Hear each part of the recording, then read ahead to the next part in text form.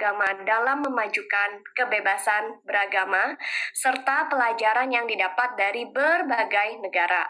Dan terakhir, pembicara kita adalah Dr. Chris Seipel yang akan menjelaskan konsep covenantal pluralism dan literasi keagamaan lintas budaya, serta bagaimana konsep ini dapat menolong kita memahami dan mendukung sinergi pendekatan top-down dan bottom-up yang tadi kita bahas sebelumnya. Tanpa berpanjang-panjang lagi, mari kita mulai webinar malam hari ini. Untuk itu, pertama-tama kami mempersilakan yang terhormat Bapak Matius Ho, Direktur Eksekutif Institut Leimena, untuk menyampaikan sambutannya. Kepada Pak Matius Ho, kami persilakan. Terima kasih, Bu Moderator, Bu Fiona. Yang terhormat, Bapak Profesor Dr. Yasona Lauli, SHMSC, Menteri Hukum dan Hak Asasi Manusia Republik Indonesia. Yang terhormat, para anggota Perkumpulan Institut Leimena yang hadir malam hari ini. Saya lihat ada Bapak Profesor Dr. Adrianus Moy, Bapak Tio Sambuaga, dan mohon maaf kalau ada yang terlewat dari daftar pesertanya. Yang terhormat Bapak Dr. Marwarar Siahaan, Senior Fellow Institut Leimena. Yang terhormat para narasumber, Bapak Dr. Pagar Butar-Butar, Direktur Layanan Komunikasi Masyarakat Ditjenham, Kemenkumham RI. Ibu Profesor Dr. Siti Ruhaini Zuhayatin, Guru Besar HAM dan Gender di UIN Sunan Kalijaga, Yogyakarta, dan tenaga ahli utama kantor staf Presiden. Bapak Pendeta Jeki Manuputi, Sekum Persekutuan Gereja-Gereja di Indonesia, dan dari luar negeri ada Ibu Dr. Katrina Lantos Swet, dari Presiden dari Lantos Foundation for Human Rights and Justice, dan Dr. Chris Seipel dari University of Washington. Bapak dan Ibu peserta webinar yang berbahagia, selamat malam dari Jakarta, salam sejahtera untuk kita semua. Pertama-tama kita panjatkan puji syukur kepada Tuhan Yang Maha Esa atas terselenggaranya webinar hari ini yang akan membahas artikel 18 Deklarasi Universal Hak Asasi Manusia dalam perspektif negara dan agama, yang diselenggarakan oleh Kementerian Hukum dan Hak Asasi Manusia Republik Indonesia bersama dengan Institut Leimena ini. Atas nama Institut Leimena, kami menyampaikan apresiasi yang setinggi-tingginya kepada Bapak Menteri, Profesor Dr. Yasona Lauli, dan seluruh jajarannya atas kehormatan kerjasama untuk membahas topik yang amat penting ini dalam rangka memperingati Hari Hak Asasi Manusia Sedunia. Pada tanggal 10 Desember 1948, Deklarasi Universal Hak Asasi Manusia diumumkan oleh PBB, dan yang dalam artikel atau pasal 18-nya seperti tadi dikatakan, mengatakan bahwa setiap orang berhak atas kebebasan pikiran, hati nurani, dan agama. Sesuai amanat Undang-Undang Dasar 1945, negara Indonesia adalah negara hukum. Oleh sebab itu, peran Kementerian Hukum dan HAM amat penting dan perlu didukung seluruh rakyat Indonesia dalam membangun supremasi hukum dan penghormatan atas martabat dan hak-hak asasi manusia ini. Hal ini memang tidak mudah, apalagi ketika berbicara kebebasan agama. Seringkali otoritas negara dipertentangkan dengan otoritas agama dalam kehidupan bermasyarakat. Padahal seharusnya tidaklah demikian. Dr. Yohanes Leimena misalnya menegaskan bahwa menjadi teladan bagi orang lain sebagai pecinta tanah air, warga negara yang bertanggung jawab, dan nasionalis yang sejati merupakan refleksi daripada kecintaan, kesetiaan, dan ketaatan kepada Tuhannya. Indonesia yang majemuk ini lahir dari para tokoh pendiri bangsa yang demikian, yang selalu berusaha mencari titik temu antara perspektif negara dan agama dan kepercayaan yang beragam. Sehingga sejak awal kebebasan beragama menjadi salah satu pilar bangsa ini. Inilah juga yang mendorong Institut Leimena bersama dengan lembaga-lembaga lain mengembangkan literasi keagamaan lintas budaya. Yang intinya adalah meningkatkan kompetensi umat beragama untuk memahami agama masing-masing dan yang berbeda, agar dapat mencari titik-titik temu untuk bekerja sama, termasuk dalam melindungi kebebasan beragama dan hak-hak asasi manusia lainnya bersama-sama dengan negara. Hari ini kita mendapat kesempatan amat berharga untuk membahas tema penting ini. Tidak hanya dari perspektif negara dan agama, tetapi juga dari perspektif dalam dan luar negeri. Sekali lagi kami mengucapkan terima kasih dan penghargaan kami kepada Menteri Hukum dan HAM, Bapak Profesor Dr. Yasona Lauli, yang akan menyampaikan ceramah kunci sekaligus membuka secara resmi acara ini. Terima kasih juga kepada seluruh narasumber yang telah berkenan hadir baik dari Indonesia maupun dari Amerika Serikat. Kepada seluruh peserta webinar dimanapun Anda berada, sekali lagi terima kasih atas partisipasinya dan semoga nantinya percakapan topik hari ini dapat berlanjut komunitas Anda masing-masing. Selamat beracara dan terima kasih. Baik, terima kasih banyak Bapak Matius Ho. Selanjutnya kami hendak mengundang Bapak Dr. Marwarar Sihaan, Senior Fellow Institut Lemena dan Hakim Konstitusi Republik Indonesia tahun 2003 sampai dengan 2009 untuk memberikan sambutan. Pak Marwarar, kami persilakan.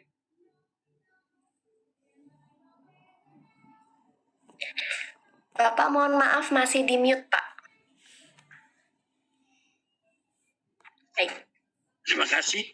Pertama-tama perkenankan kami mengucapkan terima kasih kepada penyelenggara untuk memberikan kami kesempatan di antara begitu banyak rekan senior fellow dari Institut Lemena untuk memberikan sepatah dua kata, dan juga kepada Bapak Menteri Hukum dan HAM yang dalam kesempatan ini bisa hadir untuk memberikan satu keynote speech ketika panitia juga memilih topik ini di dalam momen peringatan Hari HAM sedunia yang dalam sejarah dicatat dengan peristiwa persetujuan bangsa-bangsa di dalam mengadopsi Universal Declaration of Human Rights tanggal 10 Desember 1948 di New York dalam sidang umum PBB setelah keluar dari tragedi kemanusiaan Perang Dunia Kedua. Segenap bangsa yang ikut serta dalam sidang PBB saat itu menyadari bahwa pengakuan atas martabat kodrati manusia dengan hak-hak yang sama merupakan dasar dari kemerdekaan, perdamaian dan keadilan di dunia yang tidak boleh diabaikan dan dipandang rendah karena akan mengakibatkan perbuatan-perbuatan bengis yang menimbulkan rasa marah dalam hati nurani manusia. Dikatakan dalam mukadimah deklarasi tersebut bahwa hak asasi manusia perlu dilindungi melalui hukum supaya orang tidak dengan terpaksa memilih pemberontakan sebagai usaha terakhir guna menentang kelaliman dan penindasan. Dalam konteks Indonesia dengan kondisi dan iklim serta dinamika sosial politik yang terjadi saat ini, pemilihan topik pasal 18 Universal Declaration of Human Rights menjadi suatu hal yang penting untuk membangun pengertian yang sama dalam kehidupan bermasyarakat, berbangsa, dan bernegara pada saat ini. Pilihan pasal 18 Declaration of Universal Declaration of Human Rights tentang kebebasan pikiran, hati nurani, dan agama sebagai bahan refleksi saat ini dalam rangkaian seri literasi keagamaan lintas budaya merupakan topik yang sangat penting dalam kaitan dengan upaya terus-menerus mengukuhkan Pancasila sebagai dasar negara, sebagai landasan berpikir filosofis kehidupan bernegara, dan sebagai sumber hukum dari segala sumber hukum negara. Prinsip bernegara berdasarkan norma dan nilai-nilai tentang hak asasi manusia yang menjunjung tinggi harkat dan martabat manusia telah pula diadopsi dalam konstitusi kita melalui perubahan Undang-Undang Dasar yang berlangsung pada tahun 1999 sampai dengan tahun 2002. Konsekuensi dari konstitusionalisasi hak asasi manusia dalam Undang-Undang Dasar 1945 sangat besar, luas dan mendalam karena norma HAM telah menjadi hukum tertinggi yang menjadi ukuran konstitusionalitas seluruh kebijakan pemerintahan baik dalam legislasi maupun keputusan-keputusan penyelenggaraan pemerintahan pada umumnya yang membawa akibat bahwa penyelenggara pemerintahan dan seluruh cabang kekuasaan negara dapat disorot dan diuji dalam mekanisme checks and balances yang dapat melahirkan penghakiman terhadap kelalaian negara dalam menjalankan kewajiban konstitusionalnya untuk menghormati, memajukan, melindungi, dan mewujudkan atau to respect, to promote, to protect, and to fulfill hak konstitusional warga negara termasuk hak asasi manusia di dalamnya yang justru menjadi kewajiban utama negara. Oleh karenanya kami sangat menghargai topik acara dalam webinar internasional ini sebagai rangkaian pendidikan literasi keagamaan lintas budaya yang dipilih dalam peringatan Hari Hak Asasi Manusia Sedunia. Pendidikan sejenis dalam proses civic education bahkan harus lebih intensif lagi dilakukan secara sedini mungkin bagi penduduk Indonesia agar dapat membangun kehidupan hak asasi manusia yang dilindungi oleh hukum yang sungguh-sungguh timbul dan berakar dari dalam hati nurani manusia Indonesia yang terbentuk secara kultural dengan kokoh. Untuk itu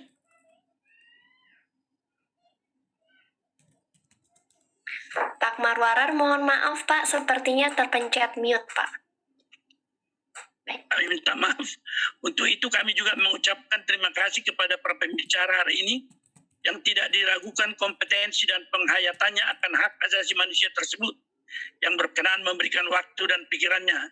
Masing-masing Dr. Chris Seipel, Senior Research Fellow University of Washington, Dr. Catherine Lantos Sweat, Presiden Lantos Foundation for Human Rights and Justice, Ibu Profesor Dr. Siti Ruhaini Juhayatin, Guru Besar HAM dan Gender Universitas Islam Negeri Sunan Kalijaga, Dr. Pagar Butar dari Kementerian Hukum dan HAM, serta Bapak Pendeta Dr. Jaki Manuputi, Sekretaris Umum PGI. Pada akhirnya kami menunjukkan ucapan terima kasih kepada yang terhormat Bapak Profesor Yasona Lawli SH, MSc PhD sebagai Menteri Hukum dan HAM yang memiliki kompetensi dan kewenangan dalam bidang HAM. Kami harapkan kiranya dapat juga mendorong seri civic education seperti ini untuk golongan masyarakat pada usia dini di Indonesia sebagai bagian rangkaian dari apa yang disebut rencana aksi nasional di bidang HAM. Kiranya Bapak Menteri berkenan memberi arahan sekaligus sebagai keynote speech dalam acara ini. Terima kasih dan salam Pancasila. Baik, terima kasih Bapak Dr. Marwarar Sihaan dan Bapak Matius Ho yang telah menyampaikan sambutan-sambutannya dan dengan demikian telah membuka secara resmi acara ini. Maka kita dapat memulai masuk ke dalam sesi-sesi pembahasan webinar ini.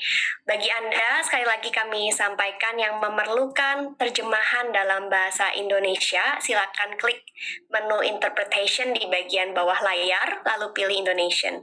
And if you need translation in English, click the menu interpretation at the bottom of your screen and select English. Baik, setelah ini Bapak Ibu kita akan masuk ke dalam pembicara kunci, yaitu Bapak Menteri Hukum dan HAM RI. Kemudian akan ada 4 orang narasumber yang akan menyampaikan pemaparannya. Setelah selesai pemaparan dari pembicara kunci dan keempat narasumber, baru kita akan masuk ke dalam sesi tanya jawab. Silakan selama pemaparan disampaikan, Bapak Ibu dapat mengirimkan pertanyaan melalui kotak Q&A yang ada di bagian bawah layar Zoom Anda. Klik menu Q&A di layar Anda, lalu ketik pertanyaan Anda.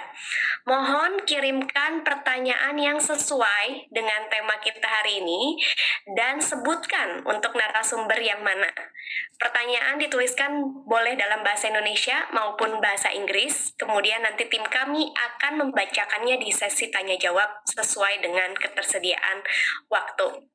Sekarang saya ingin mempersilakan kepada Profesor Yasona H. Lawli SH MSc PhD, Bapak Menteri Hukum dan Hak Asasi Manusia Republik Indonesia untuk menyampaikan ceramah kunci. Kepada Profesor Yasona, kami persilakan. Terima kasih Fiona, moderator. Assalamualaikum warahmatullahi wabarakatuh. Salam sejahtera bagi kita semua. Om Swastiastu, Namo Buddhaya, salam kebajikan. Yang saya hormati Ketua Penyelenggara Bapak Matius Ho, Marwarar Sirait dari Institut Lemena. Saya mendengar tadi juga hadir Pak Theo Sambuaga, Pak Adrianus Moy, tentunya para narasumber, speakers, antara lain Profesor Dr. Siti Ruhaini Juhayatin, Guru Besar HAM dan Gender UIN, Sunan Kalijaga, Dr. Katrina Laws, Dr. Katrina Lantos Swep, Presiden Lantos Foundation for Human Rights and Justice, Dr. Chris Seipel, Senior Research Fellow, University of Washington. Thank you for joining the program, sir. And also ada juga para pembicara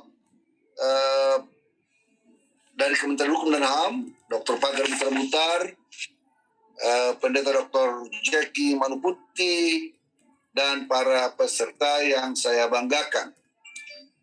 Kita ucapkan puji syukur kehadirat Tuhan yang Maha Kuasa, karena hanya atas kasih-Nya dan penyertaannya kita bisa dapat mengikuti acara webinar internasional artikel 18 Deklarasi Universal Hak Asasi Manusia dalam perspektif negara dan agama, dalam rangka memperingati Hari HAM sedunia yang ke-73.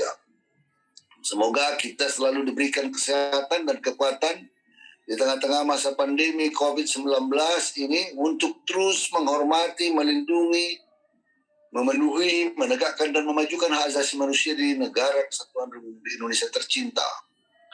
Hadirin yang saya muliakan, secara implisit hak asasi manusia di Indonesia telah tercantum dalam Konstitusi Indonesia, itu dalam Undang-Undang Dasar Negara Republik Indonesia tahun 1945. Dan jauh sebelum berlakunya Deklarasi Universal Hak Asasi Manusia 10 Desember 1948. Dalam pembukaan Undang-Undang Dasar Negara Republik Indonesia tahun 1945 telah tercantum rumusan yang antara lain berbunyi, dan untuk memajukan kesejahteraan umum, mencerdaskan kehidupan bangsa, dan ikut melaksanakan ketertiban dunia yang berdasarkan kemerdekaan, perdamaian abadi, dan keadilan sosial. Lebih lanjut, pasca perubahan Undang-Undang Dasar Negara Republik Indonesia tahun 1945, hak asasi manusia menempati porsi yang cukup signifikan, sebagaimana tercantum dalam pasal 28A sampai 28J. Pasal 28E ayat 1 Undang-Undang Dasar Konstitusi kita menegaskan bahwa setiap orang bebas memeluk agama dan beribadat menurut agamanya. Hak kebebasan beragama juga dijamin dalam pasal 29 ayat 2 yang menyatakan negara menjamin kemerdekaan tiap-tiap penduduk untuk memeluk agamanya masing-masing dan untuk beribadat menurut agamanya dan kepercayaannya itu. Prinsip kebebasan beragama dan berkeyakinan juga telah dinyatakan dalam pasal 18 Deklarasi Universal Hak Asasi Manusia, bahwa setiap orang berhak atas kemerdekaan berpikir, berkeyakinan, dan beragama. Hak kebebasan beragama juga dinyatakan dalam Covenant Internasional tentang hak-hak sipil dan politik yang telah diratifikasi pemerintah Indonesia melalui Undang-Undang Nomor 12 Tahun 2005. Di dalam pasal 18 ayat 1, Covenant dinyatakan bahwa setiap orang berhak atas kebebasan berpikir, berkeyakinan, dan beragama. Kemudian pada ayat 2 dinyatakan tidak seorang pun boleh dipaksa sehingga mengganggu kebebasannya untuk menganut atau menerima suatu agama atau kepercayaan sesuai dengan pilihannya. Hak kebebasan beragama harus diakui sebagai hak asasi. Pengakuan tersebut mengharuskan negara tidak dapat melarang agama apapun atau aliran apapun yang masuk dan berkembang di Indonesia sepanjang sesuai dengan prinsip ketuhanan yang Maha Esa dan tidak menyinggung prinsip dan kepercayaan umat agama lainnya. Para peserta webinar yang kami banggakan, tujuan pembentukan negara adalah untuk melindungi hak warga negara dan memenuhi kepentingan seluruh rakyatnya. Dalam konteks keindonesiaan, salah satu tujuan nasional adalah melindungi segenap bangsa Indonesia, tentu saja tanpa diskriminasi, baik berdasarkan suku, bahasa, maupun agama. Oleh karena itu menjadi salah satu tugas negara untuk melindungi hak kebebasan setiap orang dalam beragama dan beribadat. Secara umum, kehidupan kebebasan beragama di Indonesia mengalami kemajuan. Kemajuan tersebut dapat dilihat dari sisi legal konstitusional dan dalam hal perlindungan hak kebebasan beragama yang cukup baik dibandingkan dengan negara lainnya. and it is better compared to other countries. However, we have also seen the development of more complexities, especially now with greater rooms for expression. Groups that dan menyampaikan pendapatnya yang memiliki dampak positif maupun negatif.